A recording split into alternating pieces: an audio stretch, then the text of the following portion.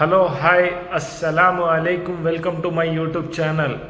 आज देखेंगे अपन रमज़ान की फजीलत अब्दुल हबीब अत्तारी का लाइव बयान। अल्हम्दुलिल्लाह रब्बिल आलमीन वस्सलातु वस्सलामु अला खातमिन नबिय्यीन अम्मा बाद फ़अऊज़ु बिल्लाहि मिनश शैतानिर रजीम बिस्मिल्लाहिर रहमानिर रहीम। पढ़िए, अस्सलातु वस्सलामु अलैका या रसूलल्लाह व अला आलिका व अस्हाबिका या हबीबल्लाह। अस्सलातु वस्सलामु अलैका या नबीयल्लाह व अला आलिका व अस्हाबिका या नूरल्लाह। प्यारे प्यारे इस्लामी भाइयों और मदनी चैनल के नाजरीन, सुभान अल्लाह।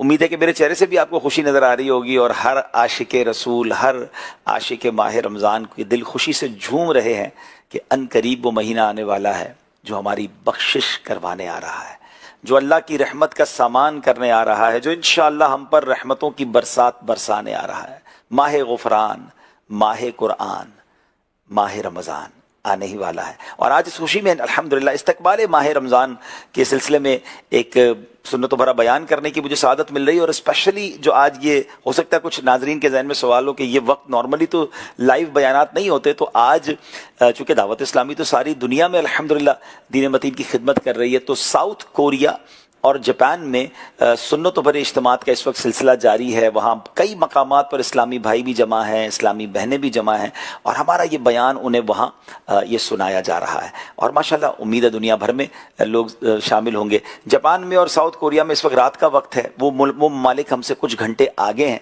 तो ये समझे कि वहाँ सैटरडे नाइट हो चुकी है। तो मैं साउथ कोरिया के तमाम दावत इस्लामी के मराकज़ में, जापान में और दीगर जगहों पर जो आशिकान रसूल हैं जमा हैं, सबको मरहबा कहता हूँ। आइए कुछ अच्छी अच्छी नीयतें कर लेते हैं कि अल्लाह की रज़ा के लिए इंशाअल्लाह बयान मैं करूंगा, और आप नीयत कर लें कि हम सुनेंगे, तवज्जो के साथ सुनेंगे, अहम बातों को इंशाअल्लाह याद करेंगे, और अल्लाह करे कि याद कर कर उस पर अमल करने में भी कामयाब हो जाए। अच्छी नीयतें करेंगे तो सवाब भी ज़्यादा मिलेगा इंशाअल्लाह। हदीस पाक में आता है, इन्नमल अअमालु बिन्नियात, आमाल का दारो मदार नीयतों पर है। अब आइए दुरूद पाक की एक बड़ी कमाल की फजीलत, और एक्चुअली ये फजीलत जो है ये हमने रमज़ान की पहली रात हासिल करनी है। यानी इस्तकबाल माह रमज़ान का जो पहला प्रिपरेशन है, पहली तैयारी है, वो समझ लीजिए। इमाम मोहम्मद बिन मोहम्मद गज़ाली रहमतुल्लाहि तआला अलैह लिखते हैं, जो बंदा रमज़ानुल मुबारक की पहली रात 2 रकात पढ़े, हर रकात में सूरह फातिहा के बाद 1 मरतबा सूरह फतह पढ़े, और सलाम फेरने के बाद 10 बार सूरह क़द्र पढ़े, फिर रसूल ज़ीशान मक्की मदनी सुल्तान सल्लल्लाहु अलैहि वसल्लम पर 10 मरतबा दुरूद पाक भेजे, तो उसे मरने से पहले 2 में से 1 फजीलत नसीब हो जाएगी। सुभान अल्लाह। वो फजीलत ज़रा सुनिए। नंबर 1, या तो वो ख्वाब में अल्लाह पाक का दीदार हासिल कर लेगा, या शब कदर हासिल कर लेगा। अल्लाह अकबर। बेशक अल्लाह करीम का जागती आंखों से दीदार तो यह हम में से किसी के लिए मुमकिन नहीं, सरकार दो आलम सल्लल्लाहु अलैहि वसल्लम को यह शरफ मिला, लेकिन ख्वाब में दीदार रब अज़्ज़ वजल या फिर शब कदर हासिल कर लेगा। अब मैं दोबारा ये वजीफा बयान कर देता हूँ। अब अगर आप चाहें तो इसको नोट कर लें, चाहें तो रिकॉर्ड कर लें कि रमज़ान की पहली रात 2 रकत पढ़नी है। हर रकात में सूरह फातिहा के बाद सूरह फतह पढ़े, इज़ा जाअ नस्रुल्लाहि वल फतह, और सलाम फेरने के बाद 10 बार सूरह क़द्र पढ़े। ठीक है।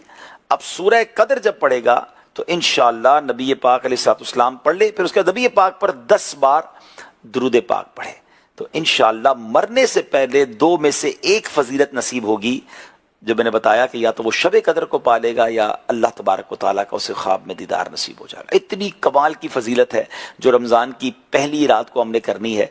और याद रहे, रमज़ान की पहली रात वैसे भी बड़ी स्पेशल है। अभी आप बयान में आगे सुनेंगे कि फर्स्ट नाइट ऑफ रमज़ान, यानी ये तो शुरू होते ही कहते हैं ना, करम नवाजी के दरवाजे ऐसे खुलते हैं कि बारे नियारे हो जाते हैं।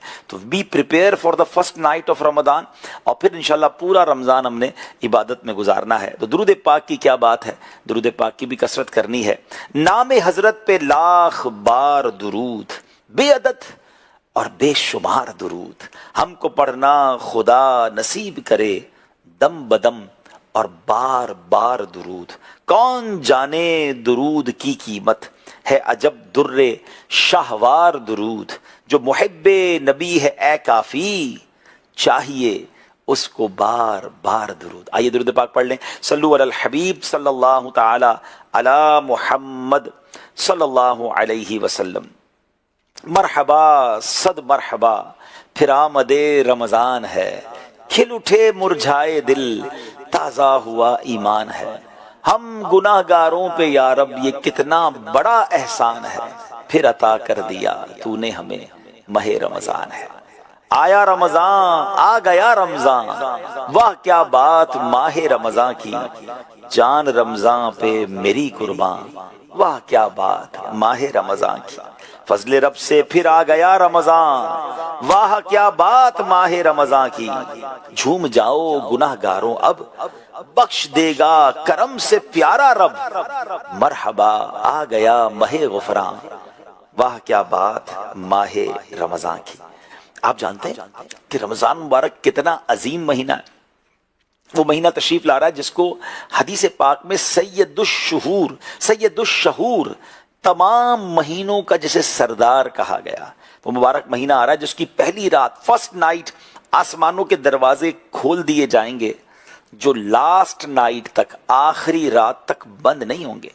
جو اس مہینے میں ایک سجدہ کرے گا، غور سے سنیے گا، 1500 نیکیاں اسے ملیں گی فار ایوری سجدہ، اور ہر سجدے پر جنت میں سرخ یاقوت کا ایک گھر بھی اس کے لیے بنایا جائے گا۔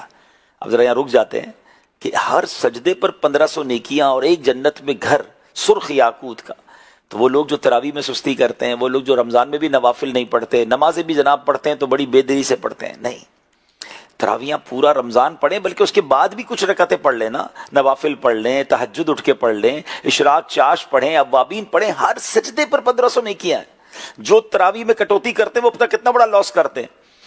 سمجھانے کے لیے کہہ رہا ہوں، اگر یہ کہہ دیا جائے کہ ہر سجدے پر، جس ملک میں مجھے سنا جا رہا ہے آپ کے ملک کے 1500 آپ کو ملیں گے، واٹ ایور، $1500 ہیں یا 1500 آپ کی جو بھی کرنسی ہے، پاکستانی سن رہے ہیں تو 1500 روپے ملیں گے، اور 1500 ریال ملیں گے، 1500 درہم ملیں گے فور ایوری سجدہ۔ سچ بتاؤ ایک رات میں کتنے سجدے کریں گے رمضان میں؟ اور سبحان اللہ، یا تو ہر سجدے پر ایک جنت میں گھر مل رہا ہے۔ اگر یہ کہہ دیا جائے کہ جو پوری 20 تراویح پڑھے گا رمضان میں، پوری عشاء کی نماز، فرض، واجبات، وتر، نوافل اور تراویح پڑھے گا، باہر نکلتے نکلتے اس کو ایک ایک پلاٹ دے دیا جائے گا، تو مجھے بتائیں کتنی مسجد میں رش ہو جائے گا، روز کا ایک پلاٹ۔ اللہ اکبر، یہاں تو ہر سجدے پر جنت میں گھر مل رہا ہے۔ ہم امیجن نہیں کر سکتے رمضان ہمارے لیے کیا لے کر آ رہا ہے، کتنا بڑا گفٹ ہے۔ پلیز تیاری کیجئے۔ انفارچونیٹلی تیاریاں کچھ لوگوں پر ہو رہی ہیں، وہ عجیب تیاریاں ہیں، اسٹاک جمع کر لو، رمضان میں ریٹ بڑھ جائے گا، مال بیچنا ہے، کچھ لوگ کھانے پینے کی چیزیں خرید رہے ہیں۔ میں نہیں کہتا کھانا پینا جائز نہیں، کھائیں پیئیں ٹھیک ہے، لیکن صرف یہ مائنڈ سیٹ کیوں ہے کہ رمضان میں یا تو کاروبار کرنا ہے، یا تو شاپنگ کرنی ہے، یا کھانا پینا ہے؟ ارے تیاری یہ ہونی چاہیے کہ میں اگر کوئی چھوٹا موٹا باڈی میں پرابلم ہے تو ڈاکٹر کو دکھا کے فٹ ہو جاؤں، کوئی اچھی سی دوائی لے لوں، کوئی ایسی خوراک کر لوں کہ میری ایک بھی تراویح مس نہ ہو، میں ساری تراویحاں پڑھوں، میں سارے روزے رکھوں، میں ساری نمازیں پڑھوں، میں روز تلاوت قرآن کروں، میری باڈی اتنی فٹ رہے کہ میں انشاءاللہ زیادہ سے زیادہ عبادت کروں۔ کاش یہ ہمارا ذہن بن جائے، مگر کیا ایسا ہے؟ ابھی تو سنیے، آپ کو تو آج کہتا ہے نا، آج رحمت کے سمندر میں تیرنا ہے، آج رمضان کا ذکر ہے نا، تو یقین کریں عقل حیران ہو جاتی ہے کہ اس ایک مہینے میں کیا کچھ ہمیں دیا جاتا ہے۔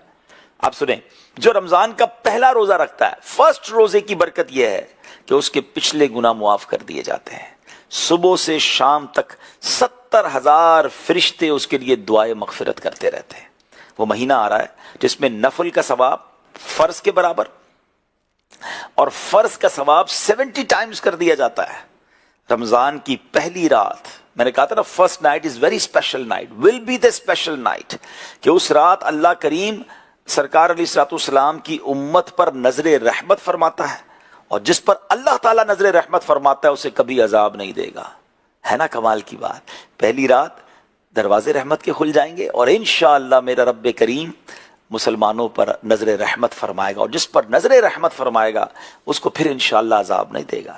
اس مبارک مہینے میں کتنے بخشش کے پروانے تقسیم کیے جاتے ہیں؟ ایوری افطار ٹائم، روزانہ افطار کے وقت 10 لاکھ گناہگار جہنم سے آزاد کیے جائیں گے۔ اللہ اکبر!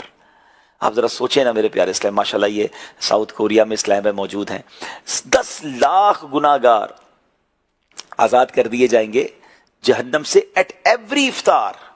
اب بتائیے ہمارے گھروں میں افطار میں کیا ہو رہا ہوتا ہے؟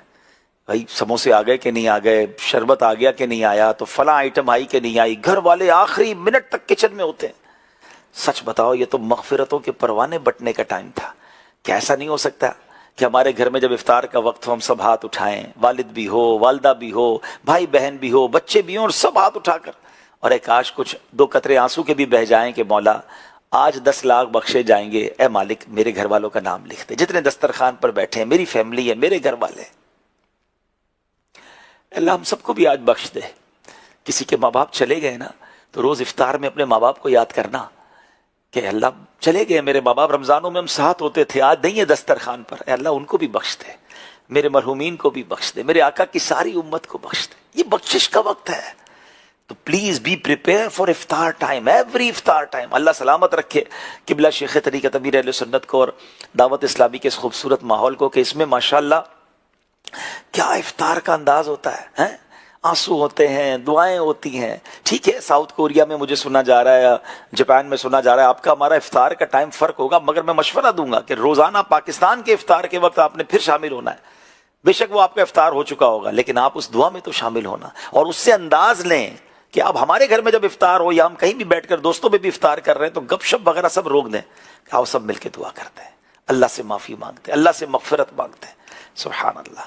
پھر روزانہ افطار کے وقت تو 10 لاکھ بخشے جا رہے ہیں، جب فرائیڈے آتا ہے نا، جمعہ کا دن رمضان میں، فرمایا تب تو وارے ہی نیارے ہو جاتے ہیں کہ جمعرات کی مغرب سے لے کر جمعے کی مغرب تک، غروب آفتاب سے جمعہ کے غروب آفتاب تک، ہر گھڑی میں 10 لاکھ گناہگاروں کی مغفرت ہو جاتی ہے۔ اللہ اکبر۔ اور یہ سب مغفرت پانے والے وہ ہیں جن پر جہنم واجب ہو چکی ہوتی ہے۔ اب آپ غور کریں کہ کیسی مہربانی ہے، یعنی رمضان میں جمعے کا دن تو سمجھ لیں بندہ کمر باندھ لے، ہو سکے تو جمعے کا دن مسجد میں ہی گزارے، عبادت میں گزارے، تلاوت میں گزارے، درود میں گزارے، دعاؤں میں گزارے، آنسوؤں میں گزارے، کہ اللہ ہر لمحے 10 لاکھ بخشے جا رہے ہیں، میں بھی تو تیرا بندہ ہوں، گناہگار مالک مجھے بھی خیرات دے دے، مجھے بھی بخش دے۔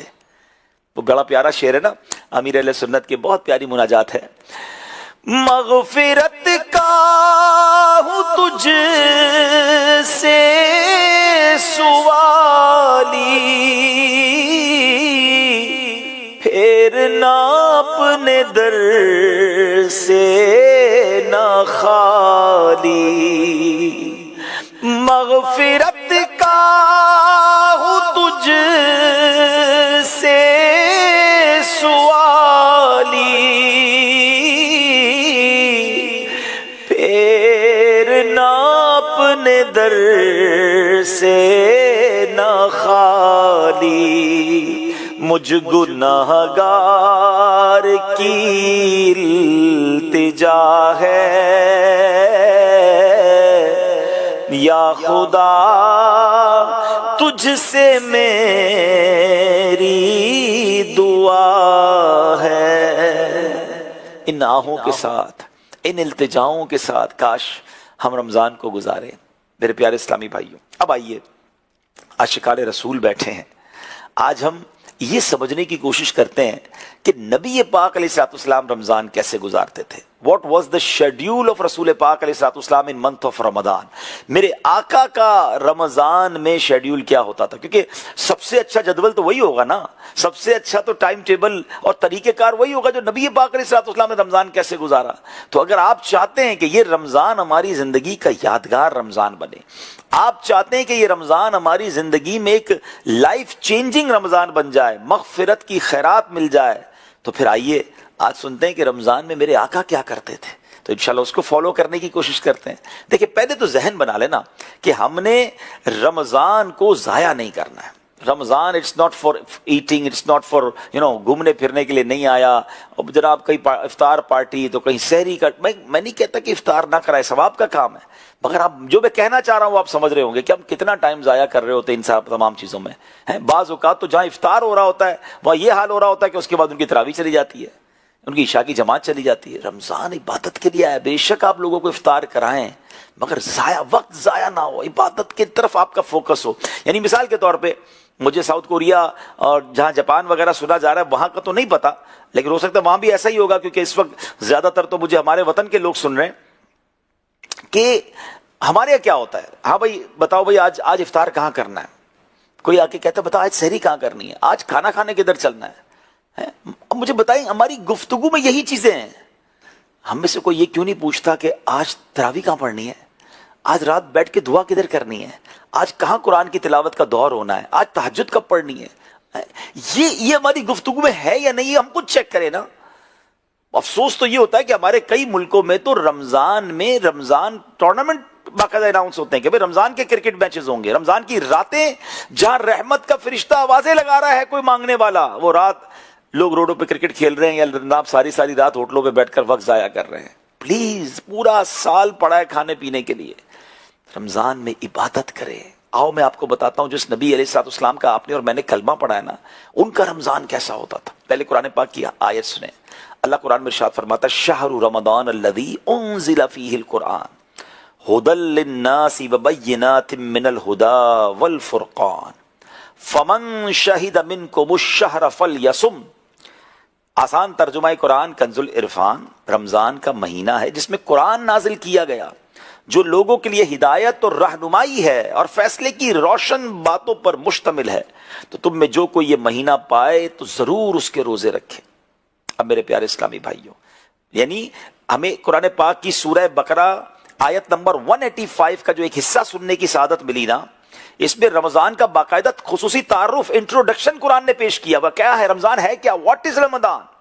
اور فرض روزوں کے لیے ایک مہینہ مخصوص ہے اور وہ مبارک مہینہ ماہ رمضان ہے. سبحان اللہ. اب آئیے میرے پیارے اسلامی بھائیوں، یہ رمضان ملنا کتنی بڑی سعادت ہے آپ کو پتہ ہے. اللہ سے پتہ ہے کیا دعا کرنی چاہیے، اے اللہ رمضان عطا کر دے. اللہم بلغنا رمضان بالصحت وعافیہ.